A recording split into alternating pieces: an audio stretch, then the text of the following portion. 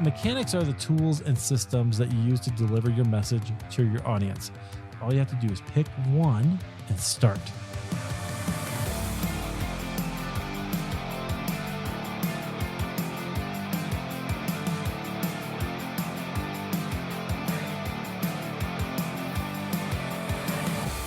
Well, hey friends, welcome back to the Christian Podcaster, the official podcast of Christian Podcasters Association. Friends, if you're not already in our free Facebook group, that's, of course, go to Facebook, search for Christian Podcasters Association. Join us there. That's where a lot of the action goes down. We support each other. We help each other out. You can ask your podcasting questions, whether you're a business owner who has a podcast to support your business and you're a believer, or if you're a believer with a passion, something that you want to share with people, with the world. Christian Podcasters Association is for you, and that free Facebook group is absolutely the place to start. I'm your host, by the way, Eric Nevins. I haven't said that yet, so I'm glad you're here. I founded Christian Podcasters Association in 2017 because I thought Christians needed a place to gather. I didn't have one at the time, and so I thought, well, heck, let's just make it. Let's do it that way. Today, our topic of conversation is the mechanics of podcasting. Now, we have this overarching metaphor of a house, right? Where, so if you go back to a few episodes, I've done at least one episode on this. It's called Getting Started with Podcasting, where I talk about some of the tools that you need. So I'm not going to go into specifics with that today, but I am going to give you an idea of what I think about the sort of nuts and bolts of podcasting today so that you can at least get started. So if you're in the place where you're getting started, or maybe you're frustrated with your technology, this episode will be really good for you, and I think you'll enjoy it. And feel free to pass it on to anybody. But that episode, Getting Started with Podcasting, would probably be a better place to start if you're looking for like microphone recommendations and things of that nature. So just scroll back in the feed a little bit. The episode after that was a solo show for me, was one about the sort of metaphor, building your podcasting house. And you can go back and listen, get the whole picture, but I want you to understand where I think mechanics fits in. So if you think of your podcast as a house, your mindset is the foundation and your message is the framing of a house, which holds everything else up. Nothing can happen unless you have a really good message. That makes everything else a lot easier. But within that framing, there's often systems and tools that you can use that hopefully get set up once and you mostly never have to think about unless you're making an upgrade or something breaks, right? Well, the mechanics of your podcast are those systems. So in your house, what are those things? Plumbing, electrical, HVAC, right? That kind of stuff that shows up that hopefully you don't ever really think about. You just turn on the air conditioning and it comes on. You turn on the faucet and you get water, hot or cold, however you'd like it, right? That is what you want for your podcasting mechanics. And yet this is the place where I find a lot of podcasters get started. They start thinking about, hey, I'm going to start a podcast. And you ask yourself the question, what would I need to do? And the answer to that question many times is first to go, well, I need a microphone. I need some other tools. What else do I need? Do I need to do video, and do I need cameras and all that? Like people, your mind can kind of spin going down that road a little bit, which is fine. I did it too, right? I know that because I went through that.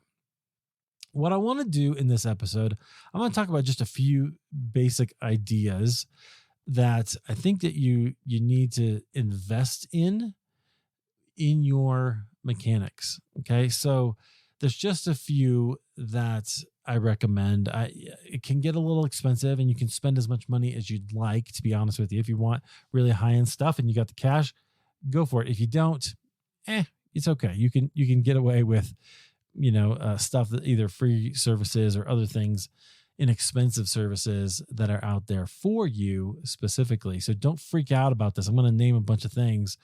And if you're already spending a little bit on your show and you don't want to spend more, it's okay. You don't really have to. I'm going to give you a few ideas here. Okay. So mechanics are the tools and systems that you use to deliver your message to your audience. Podcasting itself, I think, is a mechanic. The RSS feed, which is what you're going to create in your hosting company to put into all of the different apps is a technology. It's a tool. It's a system that you use in order to get the word out, right? That's to reach the people that you want to reach. Well, what are those tools? What are the ones that I think are kind of basic that you need to have?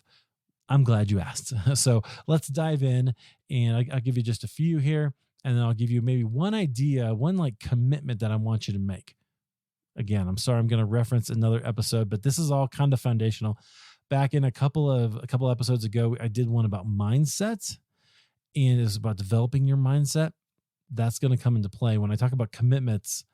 We're going to talk about that. I'll remind you that definition when we get there. Okay, so there's a little teaser. All right, so what are the things that you need? Here's the first one that I want you to think about. It's your website.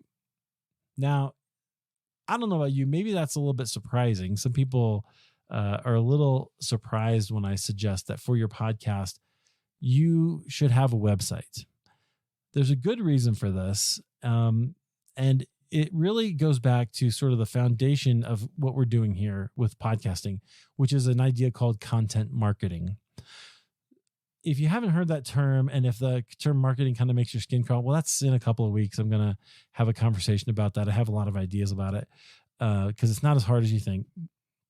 But when you have a podcast or a blog, you're doing something called content marketing.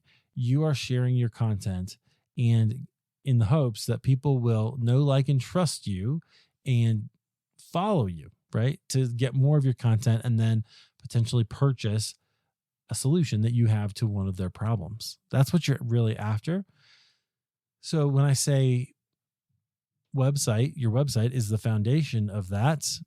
This is why, because ultimately you can podcast to just get a message out there. But if you're just getting it out there and not connecting somehow with your audience or giving them someplace to go to get more information from you, you're sort of building, you're turning a wheel and getting no benefit out of it, right? You're spending a lot of effort to get no benefit. That's would be an issue in my mind. And I don't worship return on investment, ROI. I don't worship that at all, but I think you want to have some, right? We all want to know that it's growing, and a website allows you to do that. How? Well, your website becomes the center of everything that you do online. So for some of us, social media has sort of tried to take that over, whether it's TikTok or Instagram or Facebook. For a lot of people, the social wants to kind of be that place where people gather, but it really should be your website. And the way I want you to think about this is sort of a hub and spoke. So imagine a bicycle wheel, if you will. I got this, by the way. I did not invent this idea. I'm literally straight stealing this at the moment, right? This is stuff that I learned from people like Brian Clark at Copyblogger. Okay. So he's the first person that I heard. So just credit to Brian Clark. And if you're not following Copyblogger, you ought to go do that. The whole idea is a hub and spoke. So bicycle wheel. At the middle is your website. And that's the place you want everyone to go, because your website is going to have something really significant called a call to action, right? You're going to have a call to action where you invite visitors to the site that you have asked to come there because through your podcast. I'll tell you how to do that here in a second. To join you, to give you their email address, to trust you enough with their email address to give it to you in exchange for something of value, right? So maybe it's a lead magnet, a short, PDF or something. Maybe it's a group. There's all kinds of things that you can do. But the idea is to think of your website in the middle, and then everything else that you do as a spoke out from your website. And you're going to drive the traffic to your website. Okay, so for podcasting, this is really significant because one of the mistakes I see people do is they will use the hosting company's website, right?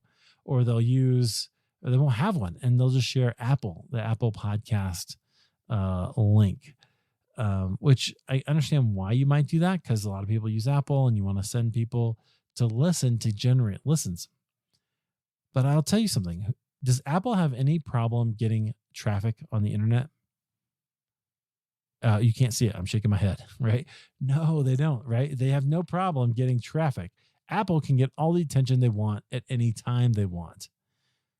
How much trouble do you have getting attention and getting traffic to your website? A lot more, right? So if you're going to go all the trouble of creating podcasting content, you want to send traffic to your website, which means you want to get a website to share. So every single episode that you create should have a show notes page. Even if this serves a couple of things, it serves as a place to store all the links that you talk about in that episode. So when I have a guest, I share their website, I share their book, I share books that we mentioned that other people might be interested in finding, put those all in there. And that's kind of a repository for those things. But then when I share on social, I'm sharing my website, not someone else's website. I share mine, right? Because I want people to go see my website and see the call to actions that I have, calls to action that I have for them, right? That's what I want. That's why we're creating the show. So you want to have a website for your podcast. That's a mechanics problem. How do you do this if you don't have any web experience? You don't have any, development experience? Good question. Not really that big a deal these days. When I first started, let's say 2009, you could use WordPress and you had to get a theme and you had to do all these things. And today, I think WordPress is so hard, honestly, so hard. It's pretty tough to do, and there's lots of builders and things. But so I don't really use WordPress anymore. That's what used to be the standard. Today, I like to use one. I recommend for most people one of two tools.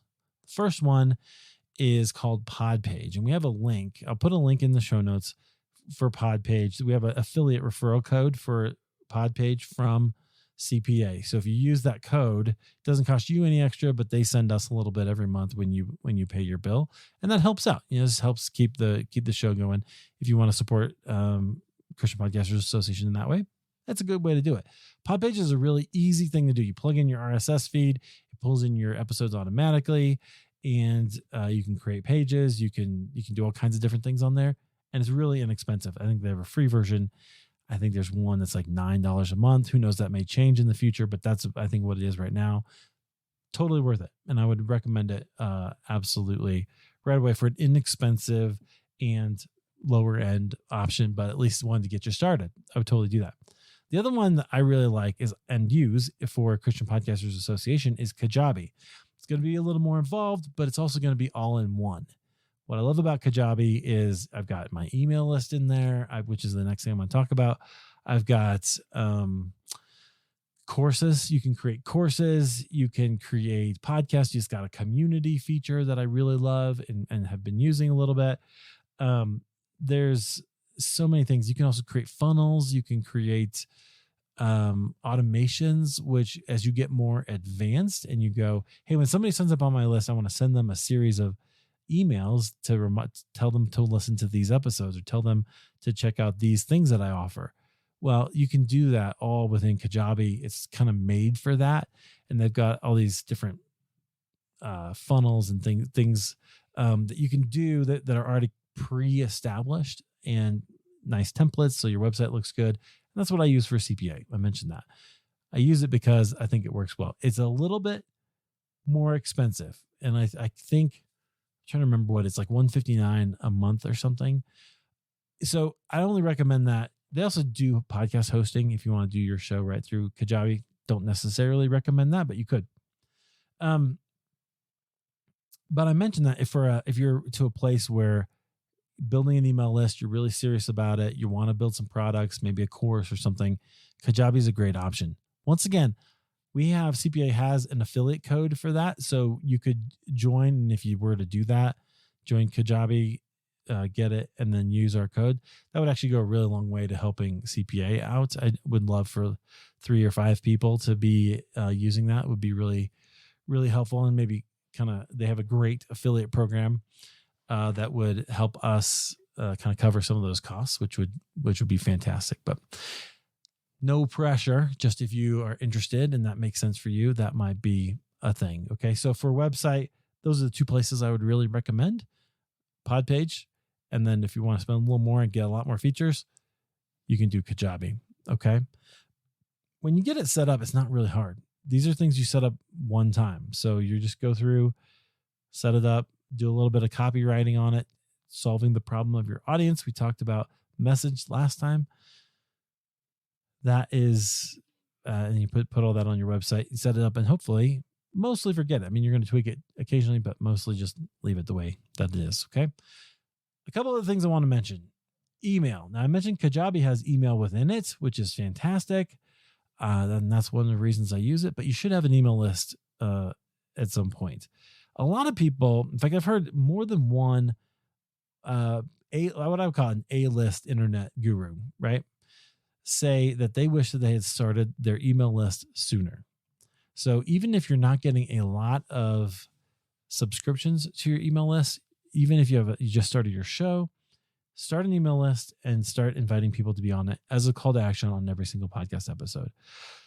You can use tools like I think I have a discount to AWeber, which is a good one. I think ConvertKit and MailChimp both have free options. Mailer Lite is another one that I hear people really like, but you want to start that and start collecting emails in some way. Does not have to be hard. It can just be a list, and then you're going to email your episodes out every single time you produce one. Okay.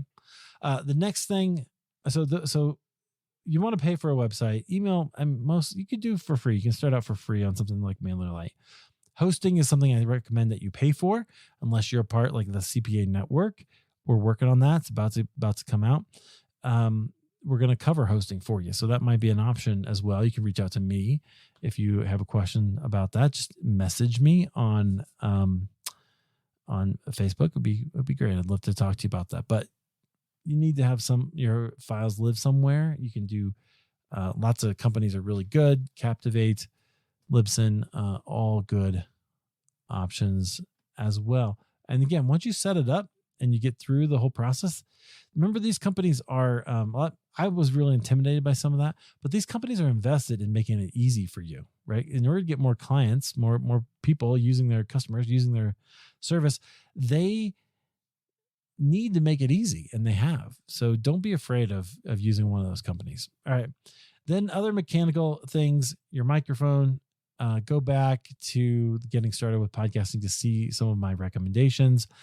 I recommend if you can spend just $100, you buy it once, the sucker's going to work for you, right? It's just going to be just fine. And then lastly, editing software. And I went in depth about a couple of episodes back. So go check that out. People always ask me what I use. I use Hindenburg. I've used it for a couple of years now, maybe 3 years now. And I really like it. It really works for me. It does the job, and is just simple, which is what I like. But you can use GarageBand or Audacity. I talked about that more in the previous episode, so go back and look at that. Okay, so I want to talk about the commitment, because I go through all these things, and for some of you are feeling really overwhelmed right now. You're like, oh, that's so much that I have to do. And you're right. It is a little bit of work. There are a few things that you need to do, getting the website and the email and doing it. And it's a lot.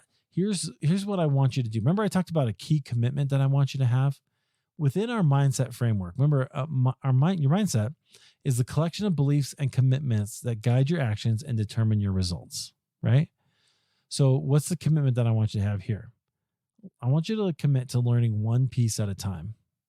You do not always have to have this all figured out when you launch. You do not have to have this all figured out this year. It doesn't matter. I mean, the reality is ultimately it only matters insofar as you are trying to grow your show and you're trying to look professional on the internet. That's what matters. But you don't have to be that way at first. So what I encourage people to do is to always keep upgrading until you're satisfied with your quality.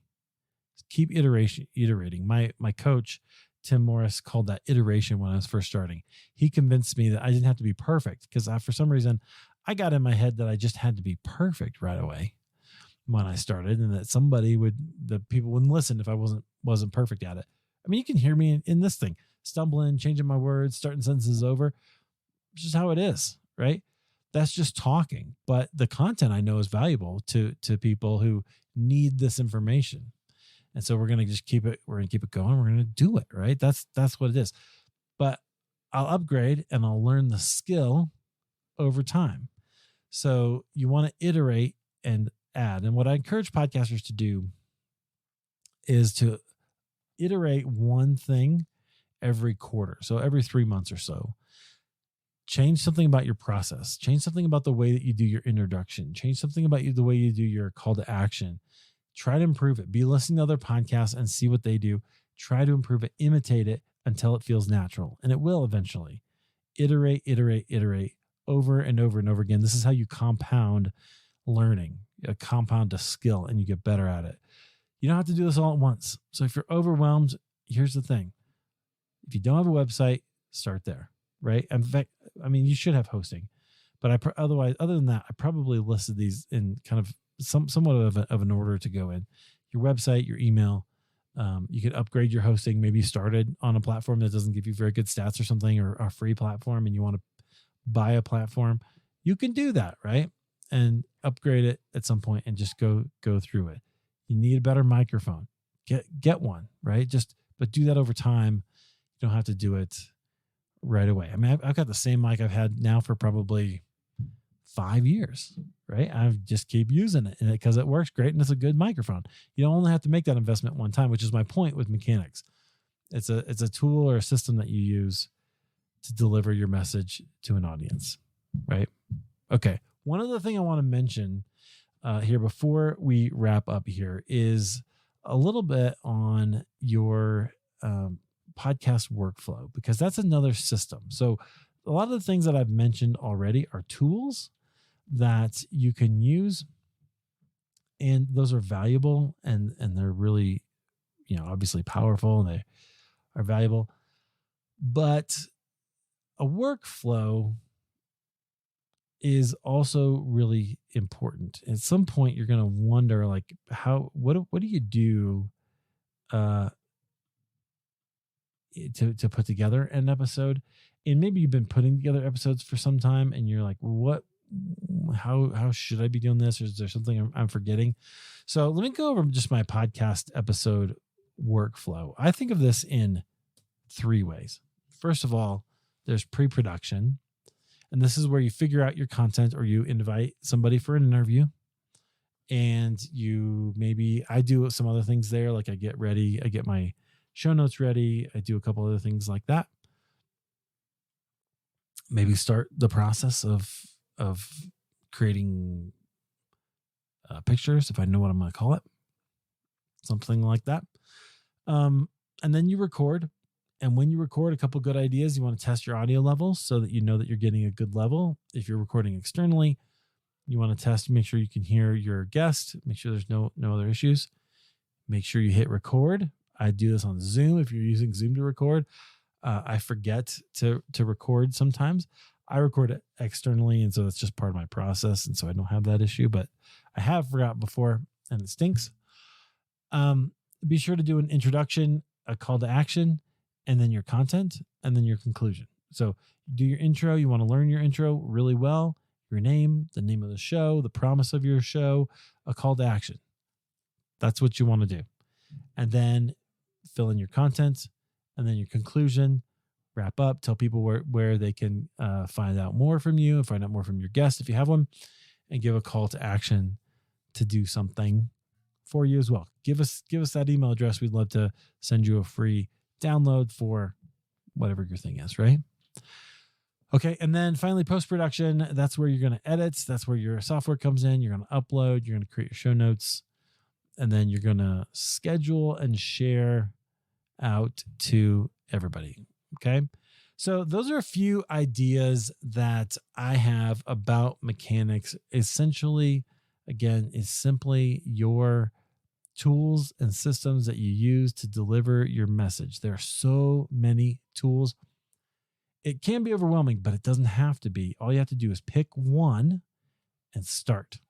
So pick one thing to do, and then make the next decision, and then make the next decision. And before you know it, if you haven't started already, you'll have your podcast, or if you've already started, you will be improving your stuff very, very quickly, your material. And it's powerful. So friends, what are your thoughts about podcasting mechanics, the sort of things that you go through to create your podcast, the tools and systems that you use? Do you have a favorite software? Do you have a favorite help, something that you want to offer? You want to let me know about it? Put it in the comments on this page, which is probably the show notes page that I shared, like I talked about earlier. So yeah, practice what I preach. Love that. Friends, you can always go out to ChristianPodcastersAssociation.com. If you haven't considered joining us as a member of CPA Gold, I would ask you to do that. CPA Gold is our membership for Christian podcasters. It's a community where we get together every Tuesday night. Sometimes we bring in a speaker. Sometimes we do group coaching and we put somebody in the spotlight. Maybe it could be you next week. And you can say, hey, I've got this problem with my podcast. How do I grow it? What do I do? Okay, fine. Let's dive into that and we'll do it. And you get the collective wisdom of the group, people who've been podcasting for years at this point, able to help you. People have been learning and growing, able to speak into your podcast to help you not only create a sustainable show, but create a show you really love that's really serving people and making a huge impact for the kingdom of God. That's what I'm after. I hope that's what you're after. And if it is, I want to serve you. So if you want to come to CPA Gold, we'd love to have you do that. Again, it's ChristianPodcastersAssociation.com/gold. That's the place you can find it. And we'd love to have you join us. I think right now I've got a thing running that's a 14-day trial. So if you want to try it, there's no risk at all. You just try it. You come to a meeting. You can check out all the stuff in there. You don't like it? Great. Go ahead, cancel. It's no skin off my back. If you do like it, stick around. We'd love to have you part of the community. Okay, I think you're going to like it. Anyway, all right, friends, thanks for being here. Share this episode. Let me know what you think. We'll see you guys next time. Keep podcasting.